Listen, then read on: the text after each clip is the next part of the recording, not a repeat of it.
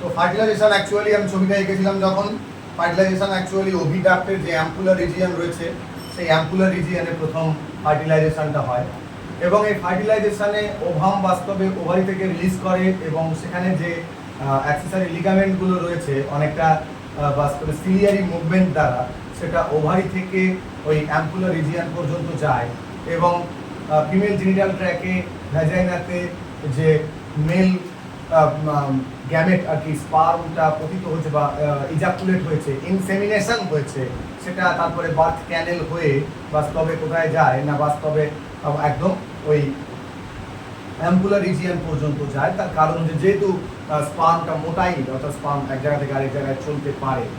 তো এবার বলেছে যে জাইগোট এখানে গেল, সেখানে ইস্তমাসে গিয়ে মোটামুটি 2, 4, 6 মানে 2, 4, 8, 16 এতগুলো একটা কোর্সের সমষ্টি বানালো যাকে আমরা বলি ব্লাস্টোমিয়া। এখন এই ব্লাস্টোমিয়ার 8 থেকে 6, 16 কোষ দশার থেকে তৈরি হলো, অর্থাৎ তাকে আমরা বলি হচ্ছে কি না, তাকে আমরা বলি হচ্ছে মরুলা। মরুলার পরে কি হবে, মরুলা তারপরে আস্তে আস্তে ডিভাইড করবে, ডিভাইড হয়ে তৈরি করবে হচ্ছে ব্লাস্টুলা। ব্লাস্টুলাটা কি হয় না, ব্লাস্টুলা তারপরে যে ব্লাস্টুলার আউটার দিকে মানে বাইরের দিকে একটা সেল থাকে যার নাম হচ্ছে ট্রোফোব্লাস্ট, এবং ভিতরের দিকে একটা সেল থাকে যার নাম ইনার সেল মাস।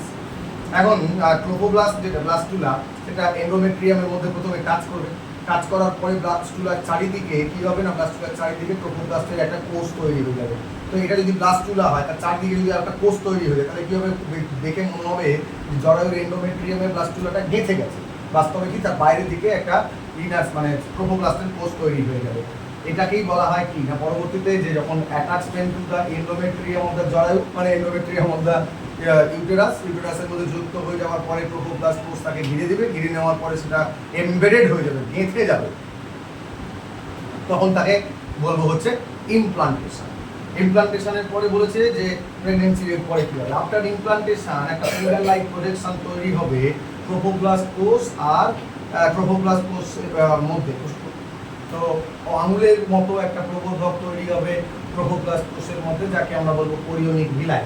তো স্যার এরপরে কি বলেছে, chorionic villi surrounded by the uterine tissue এবং ম্যাটারনাল ব্লাড অর্থাৎ মায়ের রক্ত দিয়ে ঘেরা থাকবে। After a week of pregnancy এক সপ্তাহ বাদে একটা ডেভেলপিং যে ভ্রূণটা তাকে আমরা বলবো ফিটাস।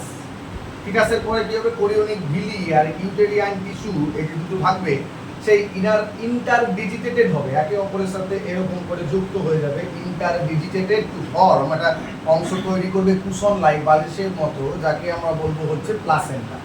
এখন প্লাসেন্টার দুটো অ্যাকচুয়ালি কাজ, এক হচ্ছে খাদ্যদ্রব্য, অক্সিজেন এগুলো মায়ের দেহ থেকে পুষ্টি রস মায়ের দেহ থেকে বাচ্চার বডিতে পাঠানো, আবার আরেকটা কাজ হচ্ছে যে বাচ্চার বডিতে তৈরি করা বিভিন্ন ধরনের বর্জ্য পদার্থগুলোকে মায়ের বডিতে এনে সেটা মায়ের রেচনের মধ্যে দিয়ে বাইরে পাঠানো, আবার আরেকটা কাজ হচ্ছে কি, আরেকটা কাজ হচ্ছে বিভিন্ন ধরনের হরমোন সিক্রেশন করা প্লাসেন্টা থেকে, এইচসিজি, এইচসিএস মানে human chorionic gonadotropin, human chorionic somatotropin, তারপরে এইচপিএল হিউম্যান প্লাসেন্টাল ল্যাক্টোজেন, এই সমস্ত হরমোনগুলো সিক্রেট করা হচ্ছে এদের কাজ। প্লাসেন্টার ফিটাসের মাধ্যমে আরও একটা সরু নালী তৈরি হবে যাকে আমরা কি বলবো আম্বিলিকাল কর্ড, যে কর্ডটাই অ্যাকচুয়ালি বাচ্চার গলায় জড়িয়ে যেতে পারে অনেক সময় after at the time of parturition মানে প্রসবের সময়। এরপরে বলেছে যে 3টে লেয়ার তৈরি হবে বাচ্চাটার ভ্রূণের ক্ষেত্রে, সেটা কি না একটোডার্ম, মেসোডার্ম, এন্ডোডার্ম, সবাই খুব ভালো করেই জানি সেটা কি। একটোডার্ম থেকে বাস্তবে বাইরের অংশগুলো তৈরি হয়, মেসোডার্ম থেকে ব্লাড তৈরি হয় এবং যোগকলা তৈরি হয় অ্যাকচুয়ালি কানেকটিভ টিস্যু, এবং এন্ডোডার্ম থেকে যে ভিসেরাল অর্গানগুলো ছিল সেই ভিসেরাল অর্গানগুলো তৈরি হয়। এরপরে বলেছে 1 মান্থ যখন প্রেগনেন্সি চালু হবে, 1 মান্থ প্রেগনেন্সি বোঝা যাবে কখন না, প্রেগনেন্সি বোঝা যাবে যে মানুষের ক্ষেত্রে ইউরিন টেস্টের ফলে, এখন এই ইউরিন টেস্টের মধ্যে বাস্তবে কী টেস্ট হয়, ইউরিন টেস্টের মধ্যে এইচসিজি অর্থাৎ হিউম্যান কোরিওনিক গোনাডোট্রপিন এই হরমোনটা টেস্ট হয়। এই হরমোনটার উপস্থিতি যদি ইউরিনে পাওয়া যায় তাহলে বোঝা যাবে যে এই হরমোন একমাত্র একটা জায়গা থেকে সিক্রেট হয়েছে, সেটা হচ্ছে কি না, সেটা হচ্ছে প্লাসেন্টা থেকে। মানে প্লাসেন্টা তখনই তৈরি হয় যখন দেহের ভিতরে ভ্রূণ তৈরি হবে, তার মানে ফিটাস তৈরি না হলে প্লাসেন্টা তৈরি হয় না। প্লাসেন্টা থেকে যখন এই হরমোন তৈরি হয় এবং ইউরিনে যখন এই হরমোনের প্রেজেন্স লক্ষ্য করতে পারছি আমরা, এই হরমোনটা আছে, তার মানে ধরেই নিতে হবে যে এই হরমোনটা ওই প্লাসেন্টা থেকে বেরিয়ে আসছে, আর প্লাসেন্টা থেকে বেরিয়ে আসছে মানে প্লাসেন্টা তৈরি হয়েছে, প্লাসেন্টা তৈরি হয়েছে মানে ভ্রূণ তৈরি হয়েছে, তার মানে সি ইজ প্রেগনেন্ট। এইটা হচ্ছে ইউরিন টেস্টের অ্যাকচুয়াল ঘটনা। ইমিউন টেস্টে যে বলে পজিটিভ নেগেটিভ, বাস্তবে কি পজিটিভ, বাস্তবে এইচসিজি হরমোনটা পজিটিভ আছে কিনা এইটা বলা।